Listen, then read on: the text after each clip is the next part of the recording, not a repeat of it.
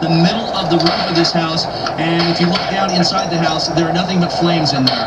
Once again, you hear these explosions, we hear ammo going off, but so far nothing what we consider to be threatening to any of the homes. We're keeping a close eye on that wall that's next to the home, very close to this one, and that wall seems to be doing its job. It's got fire-resistant gel on it.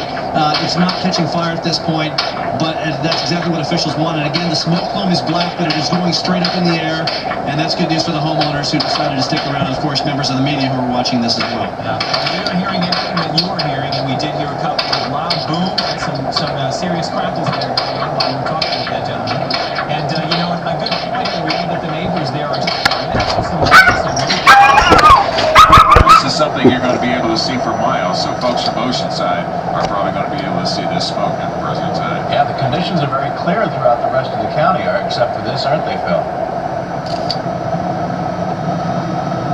Yeah, it's one of those rare occasions where you know, things are looking very good. Of course, that's exactly what the firefighters and the environmental protection people were looking for. They really wanted to have this kind of condition.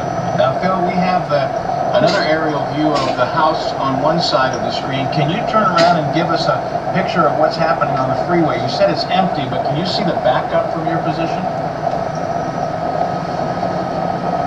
Yes, we can. We'll zoom out. We'll go to the distance here and show this to you. This goes all the way past, goes up to about Deer Springs Road, so we'll give you a good look at it here. Just after you pass the overpass, you see a long, slow parade here of vehicles all leading down on the southbound 15. Now they're having to get off the freeway at Centricado. This will take them down through downtown Escondido, and then they'll be able to, there's the off-ramp right there. It goes underneath the freeway, not too far from the house, maybe a half mile, 3/4 of a mile. Then they get on surface streets here, and they can either follow it straight on, or they can just go back under. And then on the northbound side of the freeway, they're diverting traffic off on Interstate 15 over to the 78. We'll show you that here in just a second.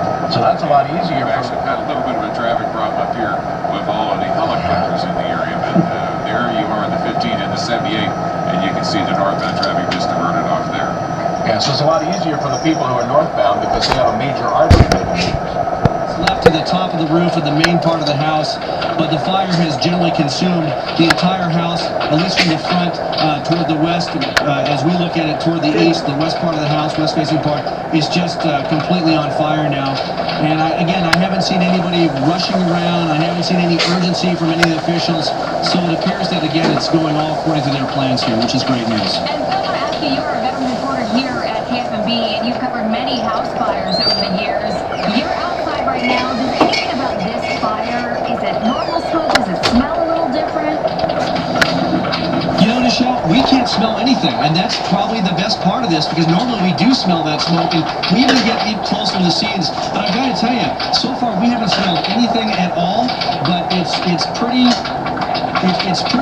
intense right now. But the flames are really starting to pick up in just the last couple of minutes, and they're sort of burning toward that wall. So I understand Kenny McGregor is telling me right now that he's seen part of that wall that was erected on fire. So it's getting, you know, very close to that. So hopefully that barrier that they put up there is going to be put in place. I can see right now that a Sheriff's Department helicopter is flying very low into the scene right now. You just heard another pop out of there, trying to surmise the situation, making sure that it doesn't go into the adjoining property. But once again, despite what's happening here, I think all things considered, it's going quite well. But again, we did see flames start scorching up against that wall that they built, that 16.5-foot high wall, probably 80 foot long. So that appears to be doing its job. But you hear that a lot of ammo. That's what you're hearing in there. I mean, it's ammunition that's being exploded inside that house. Just take a listen to this, Michelle and Dan.